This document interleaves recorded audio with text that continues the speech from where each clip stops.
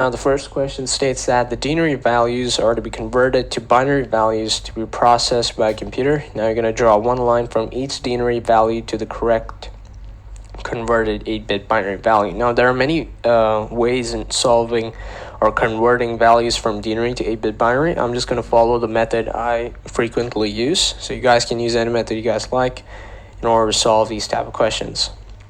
So the method I use is I just create a table of all the 8-bit binary values, and now we have the numbers 41, 174, and 86. So since we know that, we're going to look for a value that is going to be less than 41. So we know that 128 is greater than 41, so we're going to put a 0 there. We know that 64 is greater than 41, so we're going to put a 0 there. 32 is less than 41, so what we're going to do is we're going to do 41 minus 32 to give you a value of about 9. Now we're just going to put a 1 there since 32 is less than 41. Now we're going to repeat the same process again. We have the value 9. 16 is greater than 9, so it's going to be a 0. 8 is less than 9. So what we're going to do is, again, we're going to write 9 minus 8 is going to be equivalent to 1. And we just place 1 there at 8 because we can use 8 in this process. Now we have the value of 1. We know that 4 and 2 are greater than 1, so we're going to place zeros there, and we can use 1 minus 1 is going to give us 0, and we're going to get a value of about 1. All right? So we just cut out all this working so that you guys can see it much more clearly. So this is for 3 marks. Do show your working in the working space given to you guys so that you guys can efficiently solve this type of question. Now we're going to solve for the next denary number. Now this is going to be 174. We know that 174 is greater than 128, so you have 174 minus 128. This is going to give you a value of about 46. So we're going to place 1 there. We know that 64 is greater than 46, so we're going to put a 0 there, and we know that 32 is less than 46. So what we're going to do is we're going to have 46 minus 32 to give you a value of about, let's say, a value of about 14. So we're going to place 1 there since we use 32. Now 14 is less than 16, but 14 is greater than 8. So we're going to place 0 here. And 14, since it's greater than 8, we're going to use 8, and we're going to place 1 there. So it's going to be 14 minus 8. It's going to give you a value of about 6. So we're going to use 8. Now 6 is greater than 4, so we're going to use 4 as well. So you have 6 minus 4 is going to give you a value of about 2. Now since we know that 2 is equivalent to 2, we're going to use 2 in this equation. So you have 1 here. We're just going to place 1 there. It's going to be 0. Now we're going to repeat the same process now for 86.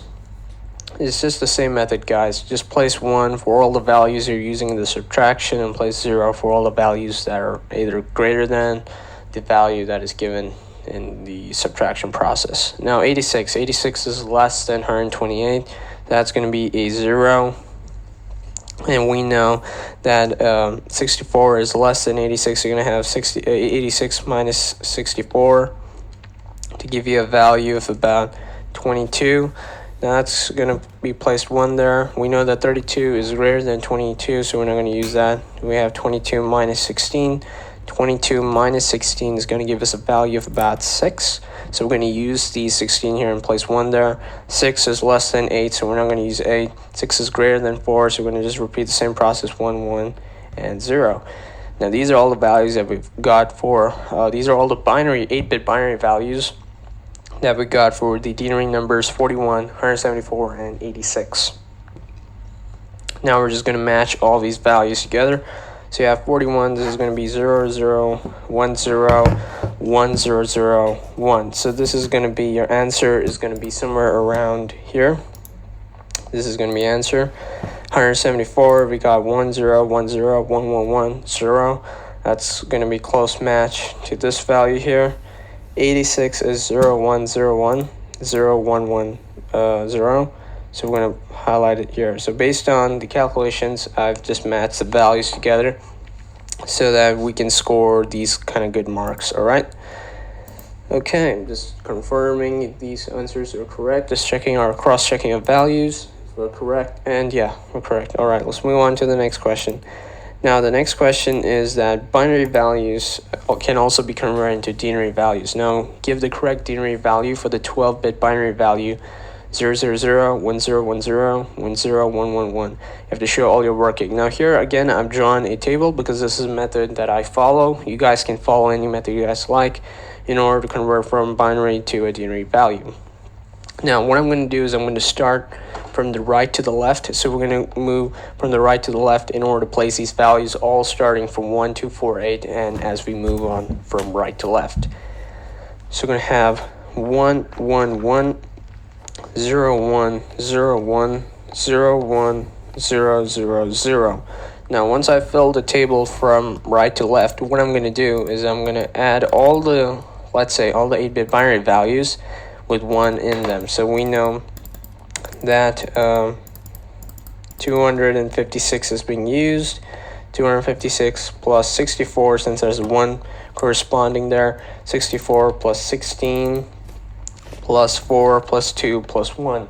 That's going to be your value in that case. So it's going to be 256 plus 64 plus 16 plus 4 plus 2 plus 1. That's going to give you a value of about a denary value of about 343. So that's going to be your denary value, 343. So this is a method that I use in order just to convert the values. I'm just going to write this down much more better. So we have 343. That's going to be your denary value.